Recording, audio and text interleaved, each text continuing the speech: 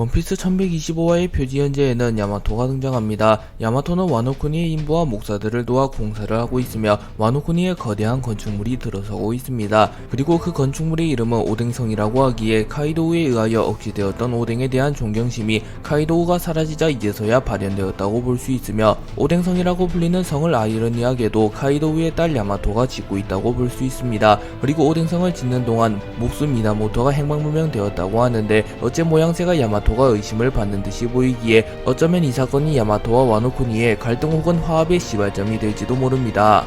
세계정부는 약 100척에 달하는 군함과 해군대장 키자루를 포함한 해군 중장 대략 10명의 세라핌까지 투입하여 베가펑크를 암살하려 하였고, 밀짚모자 일당이 개입하게 되며 오로성 전원이 투입되며까지 밀짚모자 일당을 추격하려 했습니다. 하지만 결론적으로 세계정부는 베가펑크의 방송을 막지 못했고, 에메트가 조이보이의 폐양스패기를 활용하여 세턴을 제외한 오로성 전원을 격퇴해버렸고, 루피가 이미 키자루를 쓰러뜨려 놓은 상황이기에 세계정부는 결국 밀짚모자 일당을 놓치게 됩니다. 그리고 세계정부는 다시 복귀하기 이전 세라핌을 충전시킨 뒤 다시 군함으로 옮겼고, 시비스타 웨폰과 파시피스타 역시 손상된 몇 구를 제외한 모든 과학병기를 회수합니다. 그리고 루치와 카쿠 역시 복귀하게 되었고, 사이퍼폴 요원은 로브루치씨, 카쿠씨, 스투시씨는 이라고 물으며 함께 복귀하지 않은 스투시의 행방을 묻습니다. 그리고 루치는 죽였다 라고 담담하게 말했고, 카쿠의 표정은 무표정했지만 감정을 숨기는 듯한 표정이었습니다. 세턴은 전쟁이 끝난 이후 다시 함선으로 복귀하였고, 중장 전원을 불러 모아 브리핑을 시작하며 손에 넣어야 할 것은 손에 들어왔다. 요크, 펑크 레코드, 융합로, 이걸로 마더 프레임은 얻을 수 있다. 당장은 이거면 된다 라고 말하며 우선 소기의 목적 중 하나인 마더 프레임을 확보하는 것은 성공했다고 말합니다. 하지만 사실상 루피를 놓쳤고 중장들은 자책하는 모습을 보이며, 죄송합니다, 저희 중장 9명으로 버스터콜을 걸었으면서 밀짚모자 일당과 주얼리보니를 놓치는 추태를 저희들은 이대로 엘바프로 향하겠습니다 라고 말하며 곧바로 루피를 재추격하겠다고 말합니다. 하지만 세턴은 엘바프로 가는 건 아서라, 추태라고 한다면 베가펑크의 방송이야말로 크나큰 추태, 상상도 못했다. 방송을 막아내지 못한 것도 모자라 해적들의 탈출을 도운 게 바로 그 철의 거인이라니 짓궂은 일이로군 이라고 말하며 중장들이 엘바프로 향하여 루피를 쫓아봤자 어차피 루피를 잡지는 못할 것이기에 불필요한 전력 낭비를 하지는 않았고, 지금 상황에서는 베가펑크의 방송으로 인하여 일어날 세계의 여파에 대해 더 고민해야 할 시간이라고 말하며 꽤나 냉철한 판단력을 보여줍니다. 200년 전 에메트가 알 수 없는 힘으로 깨어나며 잠시 가동되었고, 에메트는 곧바로 성지 마리주아를 덮칩니다. 하지만 결국 움직임이 멈추며 성지 마리주아는 별다른 피해를 입진 않았고, 세계정부의 상층부에서는 에메트 폐기를 명합니다. 하지만 세턴이 이를 막아섰고, 세턴은 이 당시에도 외형이 지금과 거의 같았기에 최소 200년 전부터 블로불사의 힘을 누리고 있었던 것으로 추정됩니다. 세턴의 에메트를 폐기하려는 연구원들에게 만에 하나 들키면 내가 책임진다, 연구해, 저건 미래다, 언젠간 군에게도 도움이 되겠지 라고 말하며 과학자로서 차마 에메트와 같은 기술의 집합체를 파괴할 순 없었고, 결국 이는 훗날 세턴의 발목을 잡게 됩니다. 그리고 세턴은 그날을 회상하며 한 번도 움직이지 않은 채 200년이 지났는데 그것이 명백하게 밀짚모자 루피를 지키기 위해 움직였어 라고 생각하며 에메트가 움직인 것은 루피와 밀접한 연관이 있을 거라 확신합니다. 세턴이 중장들에게 브리핑을 마쳐갈 무렵 도베르만이 세턴에게 세턴성 정부를 모시는 병으로서 여쭙고 싶습니다. 추태라고 한다면 베가펑크의 말은 진실을 담고 있다는 겁니까? 라고 말하며 베가펑크가 말한 공백의 백년과 세계가 바다에 가라앉을 거란 설, 세계정부의 비밀 등이 정말로 사실이냐고 묻습니다. 그리고 세턴은 대답은커녕 싸늘한 표정을 보이며 곧바로 실체가 없는 공격을 통하여 도베르만을 공격하였고, 도베르만은 순식간에 비투성이가 됩니다. 그리고 해군들은 도베르만 중장, 의료반을 당장 깨워라, 중장님 이라고 소리칩니다. 그리고 세턴의 공격을 맞은 도베르만이 사망했다는 의견이 일부 존재하지만 정황상 도베르만이 사망했을 가능성은 적으며 중상을 입고 치료를 받을 가능성이 높아 보입니다. 요크는 베가펑크를 배신하며 세계정부의 편으로 완전히 돌아섰고, 연구소 내부에서 중요 자료들을 챙기고 있었습니다. 하지만 섬구름이 계속하여 팽창하고 있었고, 요크는 빠르게 상황 파악을 마친 이후 구름포트가 폭주 중이며 누군가가 구름포트를 조작 중이라는 것을 깨닫습니다. 그리고 요크는 구름포트를 조작 중이라는 것을 깨달았고 곧바로 대응 사격을 했으나 견제하는 것을 실패하였고, 결국 요크는 펑크 레코드를 빼앗기게 됩니다. 한편 성지마리조아에서 방송을 지켜본 천룡인들은 당황하며 어떻게 된 거냐, 이 베가펑크의 얘기는 사실인 거냐 라고 소리쳤고, 쿠마를 놓친 아카이누에게도 책임을 물으며 아카이누는 어디냐, 쿠마 일은 어떻게 책임을 이라고 말합니다. 그리고 마지막으로 혁명군의 습격을 받으며 식량고와 보급로가 사라져버린 바람에 천룡인들이 밥을 적게 배급받거나 심지어 굶게 되는 사태가 발생하였고, 천룡인의 대다수는 이에 포커싱을 맞추며 세계가 바다로 가라앉든 말든 이 성지랑 관계는 없지만 밥이 적다이, 어이 셰프 이 내가 요청한 건 소고기다이 라고 말한 뒤 차선책을 선택한 셰프를 쏴 죽여버립니다. 또한 타 천룡인들 역시 심각한 식량 부족, 난 어제 본의 아니게 밥 한 끼랑 간식을 못 먹었어, 죄수나 다름없는 식생활이잖아, 기근 아사해버릴 거야, 책임자를 죽여야겠어, 아래 것들에게 벌을 줘서 본보기를 삼아야 한다 라고 소리칩니다.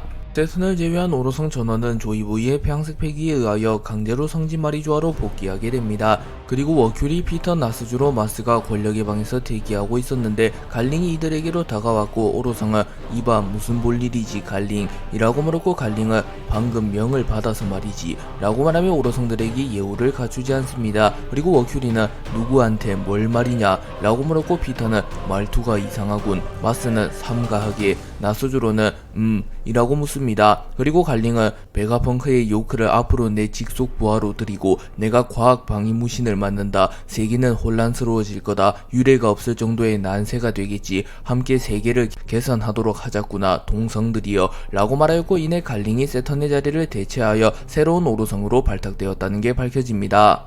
갈링이 오로성이 되며 세턴은 직위를 잃게 되었고, 세턴은 마리조아로 복귀하는 과정에서 갑자기 발작을 일으키면 쓰러집니다. 그리고 해군들은 당황하며 큰일 났다, 세계 최고 권력자에게 무슨 일이 생겼다간 뭔가 큰 병이 걸린 건가, 뭐가 필요합니까 세턴성 이라고 말하며 매우 당황하는 모습을 보입니다. 그리고 이윽고 세턴님 몸이 야위어지기 시작했으며 세턴의 몸에서 연기 같은 것이 빠져나가기 시작합니다. 그리고 이문은 곧바로 세턴에게 세턴 어째서 놓친 것이냐 조이보이를 이라고 물으며 엘그헤드 섬에서의 벌어진 일에 대한 책임을 물었고, 세턴은 이문님 그 정도로 종잡을 수 없는 힘일 줄은 부디 자비를 이라고 말하며 선처를 부탁했으나 이문은 세턴을 용서하지 않았고, 결국 세턴은 순식간에 목숨을 잃게 되며 세턴의 해골만이 남게 되며 세턴은 사망하게 됩니다.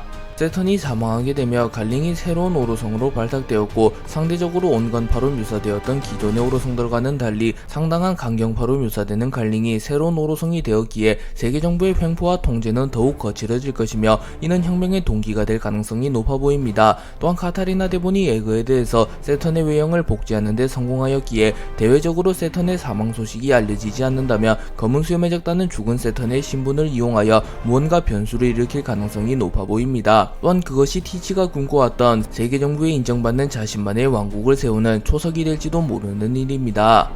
요크의 계획을 저지하며 펑크 레코드를 회수해간 인물은 다름 아닌 또 다른 베가펑크였고, 새로운 베가펑크는 기존의 베가펑크 세틀라이트들의 인격이 합쳐진 베가펑크의 집합체로 보입니다. 다만 스텔라의 모습은 보이지 않기에 진짜 베가펑크는 결국 사망했을지도 모릅니다. 그도 그럴 것이 베가펑크는 결국 인간이지만 세틀라이트들은 엄밀히 따지면 인간이 아니기에 부품만 갈아치우면 목숨 보존이 가능합니다. 한편 요크의 계획을 저지한 새로운 베가펑크는 기존의 베가펑크 세틀라이트들이 뒤섞인 모습이 되었고, 인격도 여러 개로 나뉘며 끊임없이 대화를 주고받고 있었습니다. 그리고 새로운 베가펑크는 곧바로 웨더리아 왕국에 연락하였고, 웨더리아 왕국에서는 베가펑크는 죽은 게 아니냐고 묻습니다. 혁명군은 베가펑크의 방송을 본 이후 곧바로 그 정보들을 정리하기 시작하였고, 코알라는 공백의 100년에는 거대한 전쟁이 일어났고 그때 쓰인 고대병기로 인해 이 세계는 200m 바다로 가라앉았어. 앞으로 원피스를 손에 넣어 해적왕이 되는 자가 다시 그 힘을 손에 넣게 될 거야 라고 정리합니다. 그리고 사부는 첼룡인들이 레드라인이라는 세계에서 가장 높은 곳에 사는 것이 이제서야 이해가 된다고 말하며, 이왕 코브는 세계정부가 각 왕국의 노예들을 대동하여 거대 건조물을 세우는 건 역시 이해가 된다고 말합니다. 그리고 드래곤은 베가펑크 네가 목숨을 걸고 한 말을 믿는 자들이 전부 평화적으로 준비할 거라곤 단정할 수 없다. 결판을 서두르자. 그렇지 않으면 민중이 가장 안전한 곳을 서로 뺏는 세계가 올 거다 라고 말하며 한수 앞의 상황을 바라보며 내분이 일어나는 상황이 오기 전에 빠르게 세계정부와의 결착을 짓고자 합니다.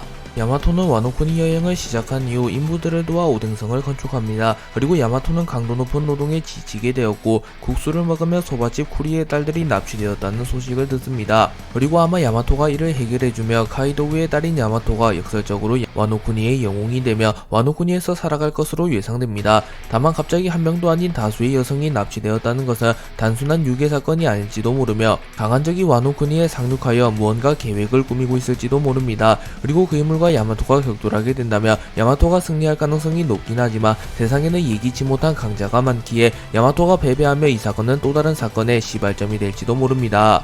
도리와 브로기는 엘바프 출신의 전사들로 리틀가든에서 무려 100년간이나 싸움을 이어갔고 여전히 승부를 내지는 못하였습니다. 오이모와 카시는 밀지모자 일당에게 너희들이랑 워터7에서 헤어진 뒤에 말이야 우리들 역시 두목들의 얼굴을 한번 볼까 하고 리틀가든으로 갔단 말이야 라고 말했고, 루피는 행복한 모습으로 고기를 먹으며 그랬구나 당연히 궁금하겠지 100년이나 된 이야기 말이야 라고 말했고, 오이모와 카시는 이런 튼튼한 둘이 서로 때린다고 죽겠냐 라고 말하며 도리와 브로기는 밀지모자 일당이 떠난 뒤에도 여전히 싸움을 이어가고 있었다고 말합니다. 그리고 도리는 복수하며 그러게 말이야 승부는 죽음으로 정해지는 건데 라고 소리치면 누구 하나 죽기 전까지는 절대로 물러설 수 없는 승부라고 말했고, 브로기는 결국 이 녀석들이 말려서 말이야 우리도 일단 엘바프로 돌아갔다 무기를 가지로 라고 말하며 도리와 브로기가 엘바프로 잠시 돌아간 것도 싸움이 멈춰서가 아닌 무기를 가지러 가기 위함이 밝혀집니다. 그리고 나미는 무기를 가지러라니 아직도 계속 할 셈이야 라고 물으며 굳이 같은 편끼리 싸우는 이유가 뭔지 모르겠다는 모습을 보였고, 도리와 브로기는 당연히 승부를 낼 것이라고 말합니다. 그리고 나미는 어이가 없어서 라고 중얼거리며 술을 마셨고, 도리와 브로기에게 전사의 긍지를 배워온 우솝은 발끈하며 야 나미 넌 리틀가든에서 뭘 배운 거야 라고 소리쳤고, 루피는 우솝에게 쓴소리를 좀 더 하라고 말합니다. 그리고 쌍디는 거인족들의 술을 평가하며 생각보다 도수가 더 높다고 말하였고, 거인족 한 명은 이건 압생트 녹색 요정이라고 불리는 술이지 환각을 보는 경우도 있어 조심하라고 라고 말합니다. 쿠마는 어린 시절부터 버커니아족이라는 이유만으로 노예 생활을 전전하며 고통스러운 나날을 보냈고, 혁명군과 진이라는 동반자를 만나며 조금은 행복한 시간을 보냅니다. 하지만 이후 세턴의 계략으로 인하여 진이를 잃게 되고 자아마저 잃게 된 괴물이 되었지만 본인을 향한 마음만큼은 끊어지지 않았고, 결국 밀지모자 일당의 도움을 받으며 위기에 빠진 본인을 구해냈으며 인격을 잃은 상태로 에그헤드 섬에 나타나 세턴에게 회심의 일격을 날리는 데 성공합니다. 그리고 쿠마와 본인은 밀지모자 일당과 함께 에그헤드 섬에서 빠져나오는데 성공했고, 본인은 악마 일매 능력을 사용하지 않으며 본래의 모습으로 돌아가게 되었고, 12세의 모습의 본인은 어린아이처럼 순수한 모습을 보이며 쿠마와 함께 수평선을 보게 되었다는 사실에 기뻐하며 드디어 소원을 성취했다고 말합니다. 그리고 쿠마 역시 자아를 잃게 된 상태였지만 왜인지 모르게 환한 미소를 띠고 있었고, 간단하면서도 이루기 힘들었던 부녀의 소원이 이루어집니다. 바르톨로메오는 밀지모자 일당의 사나이 적단 바르토 클럽을 이끄는 인물이며 루피에게 매우 충성하는 인물입니다. 그리고 바르톨로메오는 루피에 대한 충성심이 너무 과해지며 사왕 빨간머리 해적단의 영역에서 멋대로 빨간머리 해적단의 해적기를 태워버렸고, 그곳에 밀지모자 일당의 해적기를 달며 사왕의 체면을 구겨버립니다. 그리고 샹크스는 당연히 사왕으로서 대응을 해야만 했으며, 해적기가 가지는 의미는 그 해적단의 긍지와 자존심 그 자체이기에 샹크스가 아무리 선한 해적이라고 할지라도 바르톨로메오를 용서할 수는 없었습니다. 그리고 결국 샹크스가 바르톨로메오를 응징했고, 샹크스는 바르톨로메오의 무릎을 꿇인 채 이걸 용서하면 다른 섬들이나 해적들에게 빌려준 이 깃발의 신뢰가 사라지고 내 친구들이 위험에 처하겠지 라고 말하며, 만약 바르톨로메오를 용서해주게 된다면 자신의 이름에 걸린 신뢰가 사라지게 될 것이며, 그렇게 되면 자신들의 벗이 위기에 처하게 될 것이라고 말하며 일벌백계를 할 수밖에 없다고 말합니다. 샹크스가 자신의 체면과 신뢰를 위해서라도 바르톨로메오에게 응징을 가하겠다고 말하였고, 바르톨로메오는 무릎을 꿇은 채 오열하며 면목이 없어 나는 생각 없이 멍청하고 어리석은 짓을 했어 라고 말하였고, 혼고우가 바르톨로메오에게 다가가 무언가를 보여주며 이건 맹독이다 1개월 이내에 밀지모자 루피에게 먹이고 와 격통과 함께 온몸에서 피를 뿜으며 절명하지 니네 두목한테 책임을 지게 해 라고 말하며, 바르토 클럽은 밀지모자 일당의 사나이 적단이기에 루피에게 책임을 묻습니다.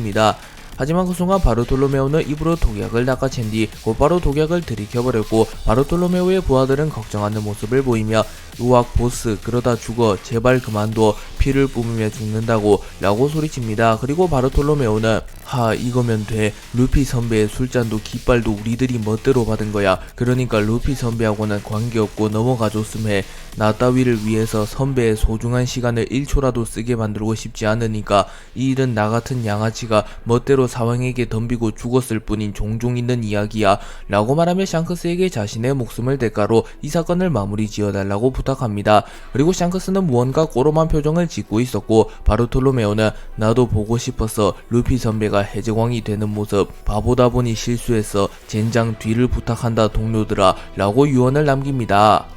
바르톨로메오는 자신의 죽음을 직감하며 작별이다 동료들아 라고 생각하나 의외로 혼고우가 건넨 독약은 가짜였고 바르톨로메오는 죽지 않습니다. 그리고 샹크스는 순순히 바르톨로메오를 풀어주었고 바르톨로메오는 곧바로 고잉 루피 선배호를 타고 달아납니다. 그리고 바르톨로메오는 조금은 당황하며 오 놓아줬어 가자 가 멀리 튀자고 라고 소리쳤고 바르톨로메오의 부하는 그게 독이 아니었다는 건 애당초 루피 선배를 죽일 생각이 없었구나 라고 말했고 바르톨로메오는 사왕이라길래 무지막지한 남자인간 했는데 의외로 무른데 라고 소리칩니다. 한편 벤베크맨은 바르톨로메오를 놓아주고 웃고 있는 샹크스를 보며 뭘 희죽거리고 있는 거야 두목 이라고 물었고 샹크스는 그야 기쁘잖아 루피를 저렇게나 따르는데 라고 말하며 루피에게도 충성스러운 사나이 적단이 생긴 것을 보며 꽤나 대견해하는 모습을 보입니다. 그리고 이 사건이 이렇게 일단락되는가 싶었던 순간 야솝이 다가오며 자 두목 거기서 비켜줘 끝맺음은 지어야지 라고 말한 뒤 곧바로 고잉 루피 선비호를 쏴버렸고 고잉 루피 선비호는 순식간에 개박살이 났고 바르톨로메오와 바르토클럽의 선원들은 전원 수장되어 버렸고 이들은 생사불명 상태가 되었다는 나레이션이 나옵니다. 그리고 이 장면이 나온 이후 일부 독자들은 야솝이 샹크스의 뜻을 거스르며 바르토클럽을 격침시켰을 리는 없으며 결국 바르토클럽을 격침시킨 것은 샹크스의 의견일 가능성이 높으며 희망을 주는 척 풀어준 뒤 죽여버리는 것은 마치 천룡인들이 인간 사냥을 하는 것과 유사하다고 말하며 샹크스가 흑막일 가능성이 더욱 높아졌다고 말하고 있습니다. 또한 반대로 샹크스는 대의와 명분을 중요시하기에 사적으로는 바르톨로메오를 놓아준 것이나 결국 공적으로 바르토클럽을 격침시킨 것이라고도 말하고 있습니다. 티치는 로우를 쓰러뜨린 이후 곧바로 하치노스 섬으로 복귀하였고 코비, 모리아 등이 탈옥했다는 충격적인 소식을 들으며 섬 전체를 컨트롤할 수 있는 섬섬열매 능력자 피사로에게 책임을 묻습니다. 그리고 피사로는 내가 없는 사이에 라고 핑계를 댔고 티치는 아니 그게 말이냐 라고 따진 뒤 다 들었지 세계가 드디어 움직인다고 포네그리프는 이제 뒷세계의 지식이 아니야 까놓고 사왕 간의 돌쟁탈전이다 정부와 해군도 끼어들 텐데 그 녀석들을 무시하고 이길 수 있을 리가 없잖냐 그때 필요한 카드가 코비잖아 그런데 놓쳤다고 라고 말하며 티치가 코비를 납치한 진짜 이유는 세계 정부에게 인정받는 왕국을 만드는 것은 그저 표면적인 이유에 불과했고 코비를 통하여 해군과 세계 정부와 거래를 하며 타 사원과 격돌할 때 자신들에게 유리한 변수를 만들어야 한 것임이 드러납니다. 그렇기에 최악의 상황에는 밀지모자 일당이 검은수염해적단과 격돌할 때 해군이나 세계정부군이 검은수염해적단의 지원군이 될지도 모릅니다. 한편 산후아놀프는 건물을 옮기며 하치노스 섬을 복구하는 것을 돕고 있었으나 덩치가 너무 컸기에 주변의 건물들만 부서집니다. 피사로는 티치에게 사과를 한 이후 모리아도 놓쳤다고 말하였고 티치는 모리아도 놓쳤다고 라고 소리치며 피사로의 무능함에 감탄합니다. 그리고 이후 베가펑크의 방송을 시청한 하치노스 섬의 해적들이 일제히 티치를 연호하며 제독 우리는 언제든지 준비되어 있어 원피스를 손에 넣는 건 당신이지 검은수염 세계를 거머쥐어 달라고 라고 소리치며 차기 해적왕은 티치가 되었으면 좋겠다고 말합니다. 그리고 티치의 인망과 통솔력도 매우 높은 것으로 묘사되었기에 티치가 평색 패기를 소유했을 가능성은 더욱 높아졌습니다. 티치는 하치노스 섬의 해적들의 사기가 잔뜩 오른 것을 보며 제하하하 사기가 올라갔군 이걸 이용하지 않을 수는 없지 그래서 쿠잔 한 번 더 들려다오 코비는 놓쳤지만 이라고 물으며 코비를 놓친 대신 거프를 붙잡은 것은 믿을 수 없는 수확이기에 매우 기뻐합니다. 그리고 아오키지는 그래 거프를 잡았다 정확하게 말하자면 죽인 줄 알았는데 살아있었단 것 뿐이지만 이라고 말합니다. 그리고 조금은 의아한 부분이 아오키지 정도 되는 강자라며 상대가 누구든지 상대가 무력화된 시점 상대를 죽이려고 마음을 먹었다면 죽일 수 있었을 텐데 거프가 살아있는 것은 조금은 미심쩍은 부분이며 이것이 아오키지의 마지막 자비인지 아오키지의 또 다른 목적인지는 아직 알 수 없지만 확실한 건 거프는 죽지 않고 살아남았습니다. 티치는 거프를 잡은 아오키지를 칭찬하며 아오키지가 아니었다면 그 누가 거프를 잡을 수 있었겠냐고 말했고 아오키지는 아니 다들 덤벼서 겨우 잡은 거다 라고 말하며 왜인지 모르게 측은한 듯한 느낌을 줍니다. 그리고 티치는 푸딩을 납치하며 포네그리프를 해독할 수 있는 인물도 손에 넣게 되었고 원피스 쟁탈전에 한 걸음 더 다가가게 됩니다. 티치는 하치노스 섬으로 복귀한 뒤 곧바로 라피트에게 연락하였고 라피트는 해운항 우미트의 회사인 우미트 시민 본사에 있었습니다. 그리고 티치는 혁명군과 천룡인의 근황에 대해 물었고 라피트는 녀석들의 병량 공세는 진심이네요. 레드포트의 본델라는 계속 고장 특히 식량을 실었을 때는 100% 움직이지 않아요. 안 그래도 각국에서의 운반이 막힌 식량 해군이 어떻게든 확보해도 본돌라가 추락 그 철룡인에게서 아사자가 나온다면 전대미문이네요. 재미있겠어요. 라고 말하며 혁명군이 식량이 마리주아로 향할 수 있는 루트를 모두 끊었기에 사실상 마리주아로 식량을 보급하기 위해서는 사람이 식량을 하나하나 싣고 직접 레드라인으로 올라가는 원시적인 방법밖에 남지 않았다고 말합니다. 그리고 티치는 라피트에게 무언가 준비를 갖추라고 말하였고 잠시 후 대본과 바노그가 카리브와 함께 하치노스 섬으로 복귀합니다. 그리고 피사로는 대본과 바노그가 탐배를 끌어올렸고 카리브는 자신들이 거대 괴물에게 납치당했다고 착각하며 오 안돼 이건 안돼 괴물 양반한테 납치당하잖아 형님 누님 어떻게든 해주쇼 라고 소리쳤고 대본은 조금은 귀찮다는 모습을 보였고 바노그는 일전에 말한 티치에게 무언가를 전하고 싶은 남자를 데리고 왔다고 말합니다. 밀지모자 일당은 에그헤드 섬에서 출항한 뒤 꼬박 이틀을 엘바프로 진격했으나 아직 엘바프에 도달하지 못합니다. 그리고 이들이 엘바프에 도착하지 못한 이유는 배가 느려서가 아닌 다른 이유가 있었는데요. 밀지모자 일당과 거병 해적단은 술파티를 즐긴 이후 모두 단잠에 빠지게 되었고 써니오가 사라져 있었고 루피, 조로, 나미, 쌍디, 우섭, 초파의 모습이 보이질 않았습니다. 그리고 이들은 공교롭게도 남겨진 이들보다 먼저 밀지모자 일당에 합류한 이들이었습니다. 정신을 차린 로빈, 프랑키, 징베, 브룩 등은 애타길 루피와 동료들을 찾았지만 결국 동료들을 발견하지는 못합니다. 그리고 나미는 어디선가 깨어나게 되었고 나미는 복장이 바뀌어 있었고 정체를 알 수 없는 선내에서 정신을 차리게 되었습니다. 그리고 아직은 나미를 납치한 인물의 정체를 알 수는 없지만 나미의 복장이 엘바프스러운 복장으로 바뀌었다는 점을 감안하며 엘바프와 밀접한 관계가 있는 인물일 가능성이 높으며 일각에서는 불의 상처 남자의 소행이라는 설도 제기되고 있습니다. 야마토가 와노쿠니 일주를 하며 잠시 오뎅성 건축을 돕고 있었고 쿠리에서 여성들이 납치되고 있다는 소식을 듣게 됩니다. 그리고 이누아라씨와 야마토는 주먹밥을 먹으며 함께 이 소식에 대해 이야기하고 있었고 이누아라씨 역시 쿠리에서의 납치 사건으로 인하여 곤란하다고 말하고 있습니다. 이렇게 쿠리에서 일어난 납치 사건을 야마토와 이누아라씨가 함께 해결하게 될 가능성이 높으며 어쩌면 쿠리에서의 납치 사건은 단순한 해프닝이 아니라 아카자야 구남자와 야마토가 모두 나서야만 해결될 정도로 큰 사건의 신호탄일지도 모릅니다. 밀지모자 일당은 거병 해적단의 도움을 받아 에그헤드 섬에서 무사히 빠져나왔고 곧바로 엘바프로 향하기로 결정합니다. 그리고 밀지모자 일당과 거병 해적단은 술파티를 즐겼는데 술을 과음한 탓인지 누군가의 계략인지는 알 수 없지만 밀지모자 일당 전원은 의식을 잃게 됩니다. 한편 엘바프에는 화재가 발생하였고 거인들은 당황하는 모습을 보이며 화재다 샘의 물로 진화해라 라고 소리치며 화재를 다급하게 진화하려 합니다. 그리고 숲 쪽에서 불이 났는데 숲에는 세계수라고 불리는 거대한 나무가 있었고 세계수는 엘바프에서 신성시되는 나무로 추정됩니다. 그렇기에 거인들은 숲 쪽인가 세계수에 번졌다간 이 나라는 끝이야 태양신님께 보고하는게 라고 말합니다. 그렇기에 세계수는 엘바프의 전신이며 엘바프의 태양신이라고 불리는 인물이 존재할 것이라고 추정해 볼 수 있습니다. 그리고 그 태양신이 루피와 같은 태양신 니카의 힘을 다루는 인물인지 단순히 이명이 태양신인지 태양신을 사칭하는 이단인지는 알 수 없지만 엘바프 스토리의 중심이 될 인물일 가능성이 높아 보입니다. 엘바프에서 화재가 일어난 것도 모자라 꿀병명들이 정신을 잃은 채 하늘에서 떨어지고 있었고 거인들은 심상치 않다는 듯한 표정을 지으며 분명 뭔가 일어나고 있어 그렇지 않고서 꿀벌병들이 하늘에서 떨어졌을 리가 없지 라고 말합니다. 또한 설상가상으로 또 다른 사건들이 발생했고 거인들은 숲사람들이 말하길 방금의 땅울림 소리는 귀의 신님이 쓰러지는 소리였다는데 라고 말했고 또 다른 거인은 그런 바보같은 그 정도의 거대 토끼에게 무슨 일이 라고 소리칩니다. 그렇게 엘바프에는 태양신뿐만 아니라 귀의 신이라고 불리는 거대한 토끼도 있다는 것을 알 수 있으며 엘바프는 세계수, 태양의 신 등을 섬기는 애니미즘 신앙과 특정한 동식물인 귀의 신을 섬기는 토테미즘 신앙이 공존하는 나라임을 알 수 있으며 초자연적인 존재를 섬기는 샤머니즘 신앙 역시 존재할 가능성이 높아 보입니다.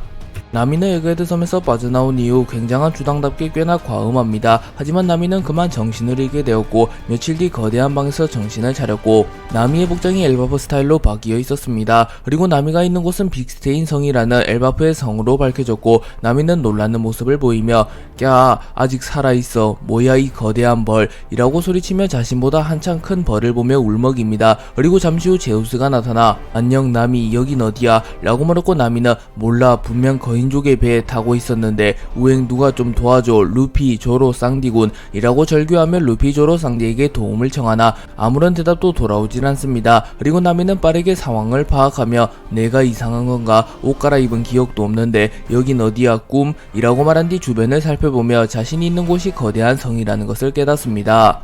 나미는 빅스테인 성에서 배회하다 우솝의 목소리를 듣게 되고 나미는 우솝의 목소리가 들리는 곳으로 향합니다. 하지만 지면이 울럭불럭했기에 나미는 그만 넘어지고 말았고 고슴도치의 몸에 곰과 같은 얼굴을 가진 동물 한 마리가 나미에게 달려옵니다. 그리고 나미가 놀라서 소리를 지르자 괴생명체는 분노하는 모습을 보이며 온몸에 가시를 곤두세우며 나미를 위협했고 나미는 곧바로 도주하며 잠깐 놀래킬 생각은 없었어. 우솝 여기 있어 라고 소리칩니다. 그리고 우솝 역시 괴생명체에게 쫓기고 있었고 괴생명체는 곧바로 우솝을 물어버렸고 우솝은 살려달라고 비명을 지릅니다. 그리고 나미는 너도냐 뭐야 그 괴물 이쪽도 위험 상황이야 어떻게 된 거야 괴물의 성 이라고 소리칩니다. 나미는 괴생명체에게 마냥 쫓길 수만은 없었으며 나미 역시 사왕해적단의 일원이었기에 제우스를 사용하여 괴생명체를 막아서고자 하였고 제우스를 길게 늘려버린 뒤 번개를 떨어뜨리며 괴생명체를 공격합니다. 그리고 괴생명체는 전신이 감전되며 고통스러운 듯한 표정을 지었지만 제우스의 번개마저 버텨내는 엄청난 맷집을 선보였고 나미는 위험한 느낌이 드는데 라고 소리쳤고 우솝과 나미는 겁에 질린 듯한 모습을 보입니다. 그리고 괴생명체는 곧바로 나미와 우솝을 쫓아오기 시작하였고 나미는 저기 우솝 뭐 아는 거 있어? 라고 말하고 우솝은 눈을 떠보니 여기였어. 너도 마찬가지잖아. 우리들은 거인족의 배에 타서 술을 마시고 라고 말하며 자신 역시 아직 무슨 상황인지 모르며 마지막 기억은 거인족의 배에서 술을 마신 것이라고 말합니다. 그리고 나미는 맞아 그때 그 술 환각을 볼 수도 있다고 말했었지 라고 말하며 거인족들이 대접한 술은 과음하게 되며 환각 증세를 일으키는 술이라는 것을 떠올리며 자신이 보고 있는 괴생명체가 그저 환각일 것이라고 생각합니다. 나미와 우솝은 괴생명체로부터 필사적으로 도망쳤지만 결국 막다른 길에 다다르게 되었고 나미와 우솝은 더 이상 갈 곳이 없게 되었습니다. 그리고 우솝은 지금 환각이라고 말했었지 나미. 그렇다면 이 고양이도 눈에만 보일 뿐이고 사실은 환각일지도 라고 말하며 당당하게 맞서려 하며 괴생명체의 공격을 피해내지 않습니다. 하지만 괴생명체는 환각이 아니었고 우솝은 그대로 괴생명체의 펀치를 허용하며 얼굴은 피투성이가 된 채로 성의 아래로 떨어져 버립니다. 그리고 충격의 여파로 성의 외곽이 무너져 내렸고 나미 역시 우솝과 함께 성의 아래로 떨어집니다. 나미와 우솝이 괴생명체의 공격을 받아 성의 아래로 떨어진 이후 괴생명체는 마치 사자같이 변했으며 머리에는 왕관을 쓴 무시무시한 모습을 하고 있었고 나미는 기절한 우솝을 부둥켜 안으며 깍 웬 사자 이제 끝이야 우솝 정신 차려 눈을 떠 죽는다고 라고 소리칩니다. 그리고 괴생명체가 나미를 물어버리려 하자 나미는 우솝을 방패로 썼고 우솝도 그제서야 정신을 차리며 임마 누굴 방패로 쓰는 거야 라고 소리칩니다. 그리고 나미는 죽음을 직감하며 눈을 감았으나 그 순간 쌍디가 나타났고 쌍디는 이프리트 잠벌을 사용하며 사랑하는 사람을 눈물 흘리게 한 죄로 사형이라고 말한 뒤 어깨살을 사용하여 괴생명체를 공격합니다. 또한 뒤이어 루피가 나타나 기어포 고무고무 엘리펀트를 사용하였고 마지막으로 조로가 삼도류 흑승 대룡 회오리기를 사용하며 괴생명체를 공격하였고 괴생명체는 순식간에 정신을 잃으며 쓰러졌고 덩치가 비약적으로 작아지며 마치 고양이처럼 변하게 됩니다. 루피, 조로, 쌍디는 순식간에 괴생명체를 쓰러뜨렸고 조로는 뭐야 고양이가 됐어 라고 말했고 루피는 웃음을 지으며 이 녀석은 어떠려나 아까 먹은 거대 토끼는 맛있었는데 라고 말합니다. 그렇기에 귀의 신이라고 불리는 거대 토끼를 잡아낸 인물은 다름 아닌 밀즈모잘당의 전투원들이라는 것을 알 수 있습니다. 루피는 귀의 신과 묘의 신으로 추정되는 동물을 쓰러뜨린 뒤 여긴 더 큰 녀석들도 있구나 맘만 좋으면 다 쓰러뜨릴 거잖아 라고 말하며 거대한 고기를 먹을 수 있기에 신난 듯한 모습을 보였고 조로는 해안 쪽에서 배를 찾는 게 먼저잖아 라고 말하며 선박을 되찾는 게 급선무라고 말합니다. 한편 쌍디는 나미에게 가서 아양을 떨고 있었고 나미는 쌍디군 무서웠어 우솝이 죽어버려서 라고 말했고 우솝은 발끈하며 안 죽었어 너 날 방패로 쓰다니 기억할 거다 라고 말합니다. 한편 쌍디는 무너진 벌집을 보며 음식 얘기하니까 말인데 방금 네가 날려버린 벌집 말이야 그게 영양분이 얼마나 높은지 알아 라고 물었고 나미는 쌍디의 적응력에 당황하며 뭔데 벌써 이곳에 적응한 거야 여긴 어디냐고 라고 소리칩니다.